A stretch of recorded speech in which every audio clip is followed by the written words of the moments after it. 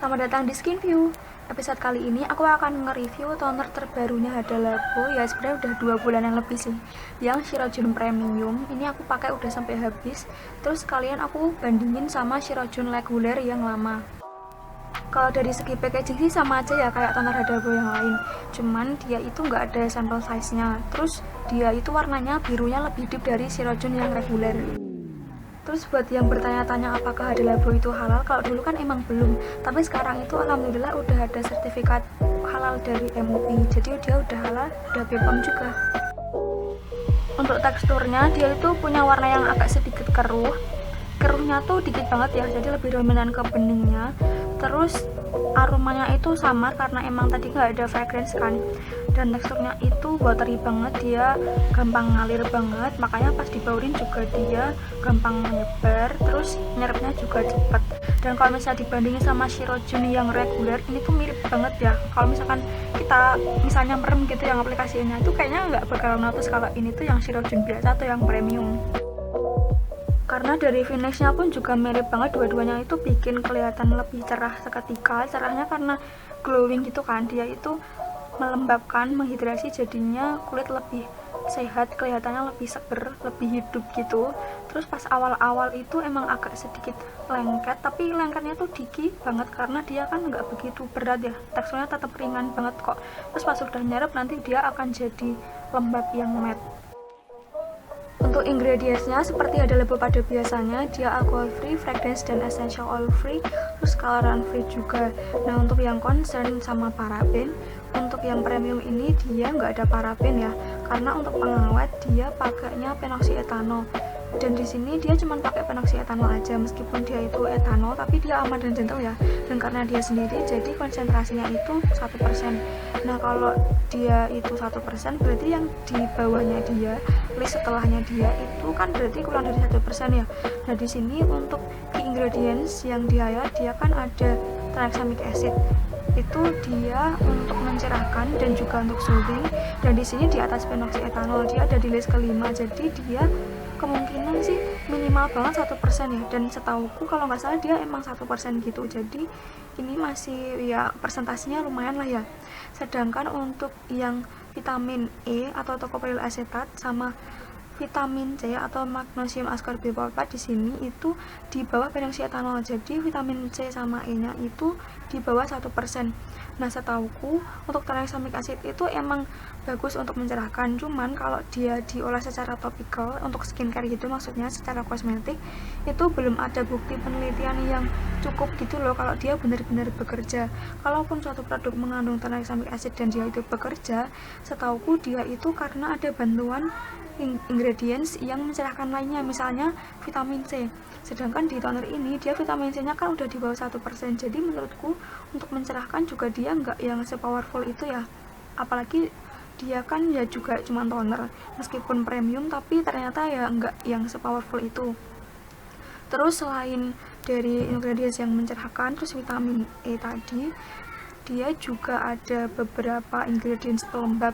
Nah di sini untuk melembabkannya dia kebanyakan humectant karena emang hydrating toner ya.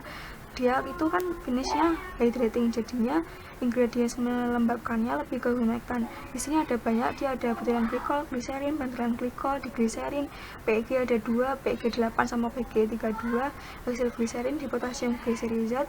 Terus ada 2 hyaluronic acid yang di highlight juga. Di sini ada hydrolyzed hyaluronic acid sama sodium hyaluronate. Tapi kedua hyaluronic acid ini juga udah di bawah 1%. Jadi kalau misalkan dia finishnya itu hydrating, menurutku yang lebih berperan dalam menghidrasi itu sebenarnya bukan hyaluronic acidnya, tapi justru di atas-atas itu ya, butiran glycol, glycerin, bantulan glycol gitu. Terutama glycerin karena dia emang powerful. Jadi menurutku hyaluronic acid itu lebih ke marketing sih. Untuk yang beneran bekerja berjasa dalam menghidrasi itu sebenarnya glycerin. Terus selain humectant, dia ada emollient tapi cuma ada satu dari hydrogenated lecithin, karena emang dia kan hydrating toner, jadi lebih ke hidrasi bukan lembab yang minyak gitu. Nah dari keseluruhan ingredients ini menurutku itu sebagian besar emang bermanfaat buat kulit gitu loh. Kalau yang selain itu misalnya untuk pengatur kekentalan, untuk pelarut itu juga kebanyakan dari ingredients yang emang berfungsi buat kulit. Kalau yang tambahan-tambahannya itu cuma sedikit banget, jadi sesuai sama slogannya Hada Labo, dia itu perfect and simple ya. Terus dari keseluruhan ingredients itu yang berpotensi komedogenik itu cuman ada satu dari butylen glycol, tapi itu juga ratingnya rendah banget, cuman satu. Jadi secara keseluruhan menurutku ini bisa dibilang non komedogenik sih, karena dari teksturnya juga kan dia watery banget, mengingat dia itu hydrating toner. Jadi menurutku ini bisa untuk acne prone skin. Tapi kalau misalkan dibandingin sama toner Shirogene yang reguler, emang yang reguler itu lebih non komedogenik sih, karena dari ingredientsnya dia nggak ada yang punya rating komedogenik sama sekali. Terus untuk perbandingan ingredients secara keseluruhan, yang premium itu lebih banyak. Terus kalau kita lihat dari pengawetnya, yang Shirogene reguler itu pakai paraben, yang premium pakai phenoxyethanol. Terus dari ingredients pencerah yang di highlight itu sama-sama ada vitamin C tapi udah di bawah 1%. Terus untuk yang Shirogene biasa pakai arbutin, yang premium pakai tranexamic acid. Terus yang premium ada ketambahan vitamin E. Terus untuk hidrasi, untuk melembabkan humectan yang ngikat air gitu, lebih banyak yang premium ya. Terus untuk emollient yang ya kayak mirip minyak gitu, melembabkannya itu yang licin, lumayan mengisi pori. Ini dua-duanya juga ringan banget, cuma ada satu ingredients, tapi kalau yang premium justru yang di bawah 1%. Jadi secara keseluruhan yang Shirogene biasa, yang reguler itu lebih minimal ya ingredientsnya, tapi overall kayaknya sih nggak begitu beda jauh. Nah karena penasaran semirip itu, jadi aku pakai di sebelah-sebelah gitu, sebelah kanan pakai Shirogene premium, sebelah kiri pakai yang reguler. Nah kalau pas awal apply itu emang mirip banget, kayak rasanya tuh sama banget, tapi pas udah ditunggu ngeset, udah ditunggu nyerap gitu, masih sama sih sebenarnya, cuman yang premium tuh kayaknya agak sedikit aja lebih lembab, tapi beneran sesedikit itu, mungkin 0,0 sekian persen doang bedanya. Terus pas diperhatiin tingkat glow-nya juga mirip banget. Mungkin yang premium agak sedikit aja lebih glow, tapi sama aja sih, mungkin perbedaannya tuh nggak ke notice gitu. Terus aku pakai semalaman pun oil controlnya juga semirip itu. Jadi baik yang premium atau Shirogene biasa itu tingkat lembabnya tuh sama-sama ringan banget. Makanya di kulitku yang kombinasi, kalau di area yang kering gitu aku pakainya rada banyak, sedangkan di T-zone yang lebih ke berminyak aku pakainya sedikit aja supaya nggak makin berminyak, dan hasilnya pas sih menurutku.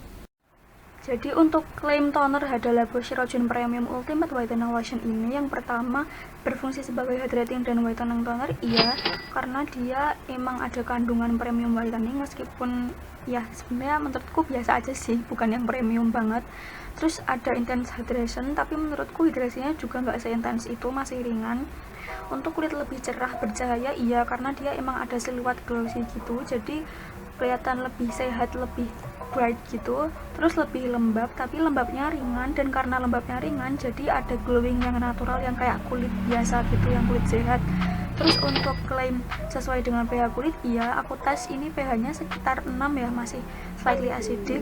Jadi karena pH-nya sesuai, dia juga tingkat iritasinya rendah, karena aku pakai ini juga nggak ada cekit-cekit apa-apa sama sekali, bener-bener aman banget.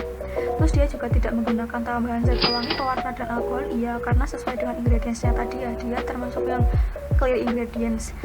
Nah karena dia clear, terus untuk ingredients unggulannya, yang pertama dia ada tranexamic acid, berfungsi untuk memudarkan noda dan hiperpigmentasi. Aku tes dia itu sekitar 1 bulan, dan ini before afternya aku merasa untuk bekas jerawat itu dia ada progres, tapi nggak yang wow banget gitu. Terus juga ini menurutku sesuai dengan tipe jerawatnya ya. Kalau di aku ini jerawatnya yang emang cepet hilang, jadi pas aku pakai ini pun 1 bulan udah memudar banget. Terus di bulan kedua udah bener-bener hampir hilang total. Tapi ya balik lagi ke tipe jerawatnya ya. Terus kalau untuk meratakan warna kulit, aku nggak bisa bilang, karena pas aku pakai ini juga aku nggak yang lagi habis berjemur atau apa. Jadi di aku sih skin tone masih sama-sama aja ya, nggak berubah gimana-gimana. Kalau misalkan di sini kelihatan beda, ini cuma beda pencahayaan aja, mohon maaf. Terus untuk mengembalikan cerah alami kulit, nah ini menurutku mencerahkan yang paling kerasa tuh lebih ke sini sih. Jadi kulit lebih kelihatan bright, lebih sehat, lebih glow natural tadi sih, lebih enak dilihat lah, lebih hidup gitu. Kalau misalkan meratakan yang fokus tertentu yang emang poten kayak misalnya kulit belang atau noda hitam, ya dia mungkin membantu dikit-dikit. Terus untuk selanjutnya dia ada nano size hyaluronic acid meresap hingga bagian epidermis terdalam. Iya, karena mempertahankan dan meningkatkan kelembapan kulit, cuman emang secara ringan banget karena dia kan emang toner doang dan ringan banget. Terus hyaluronic acidnya juga udah di bawah 1%, jadi yang melembabkan lagi-lagi menurutku lebih ke gliserin sih atau butylene glycol. Terus untuk sodium hyaluronate ini juga sama, efektif menahan hidrasi di kulit, menjaga elastisitas dan kulit tampak lebih kenyal dan halus, iya, dan secara ringan gitu ya. Terus untuk vitamin C dan E, antioksidan untuk menangkal efek radikal bebas dari sinar UV matahari. Nah mungkin menurutku ini yang lebih ke yang aku rasakan. Jadi ini kan aku ada jerawat baru, kalau progres di jerawat sih biasa aja ya, karena kan emang dia bukan untuk jerawat, cuman di bulan keduanya itu aku ngerasa bekas jerawatnya dia nggak yang terlalu merah atau terlalu hitam gitu loh. Jadi mungkin ini lebih ke pencegahan, tapi lagi-lagi karena dia cuma toner, persentase bahan aktifnya nggak setinggi itu, jadi dia cuma booster aja. Kalau misalkan mau lebih maksimal ya tetap pakai serum sih. Jadi menurutku selain dari tekstur, aroma, warna, semuanya, hasil pemakaian di aku pun juga yang premium sama Shirojin biasa mirip-mirip banget sih, sama-sama ringan banget efeknya. Jadi kalau misalkan emang punya masalah yang serius kayak flek hitam gitu ya, apalagi menurutku ya ini mungkin membantu, tapi sedikit aja sih, jangan terlalu berharap lebih. Jadi untuk kesimpulannya menurutku pribadi ya, ini produknya biasa aja, nggak yang bikin aku berkesan gimana gitu, karena dia kan premium. Awalnya sih aku ada expect lebih gitu dibanding yang Shirojin biasa, tapi ternyata pas aku pakai hasilnya di aku pribadi itu mirip-mirip aja. Jadi untuk harga yang sekelas premium yang emang lebih mahal dari yang reguler, ini menurutku biasa aja. Kalau misalkan harga resminya itu kan di harga 70 ribuan kalau nggak salah, itu menurutku lumayan agak mahal ya. Tapi kalau aku sendiri kemarin aku beli di harga 35 ribuan, jadi ya masih oke lah gitu. Jadi menurutku ini ya terserah ke pribadi masing-masing. Kalau misalkan pengen cari toner yang hidrasinya bisa melembabkan secara ringan, ini bagus karena dia juga bagus dari ingredientsnya, clear gitu.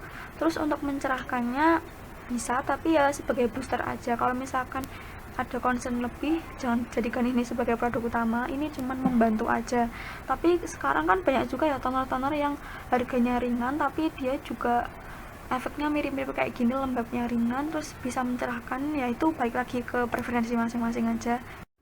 Yang pasti kalau misalkan mau cobain produk ini, menurutku ini cocok untuk semua jenis kulit, terutama untuk yang normal to oily, karena dia udah cukup lembab tapi secara ringan banget ya, jadi nggak greasy sama sekali. Tapi kalau untuk yang kulitnya kering pun juga bisa, tapi emang harus lebih banyak gitu pakainya, mungkin bisa di layer beberapa kali. Terus untuk yang acne prone dan sensitif, menurutku ini juga bisa banget untuk dicobain sih, worth it. Terima kasih yang udah nonton sampai akhir, semoga bermanfaat ya. Jangan lupa skincare itu cocok-cocokan, jadi tetap harus trial and error. Cemiu!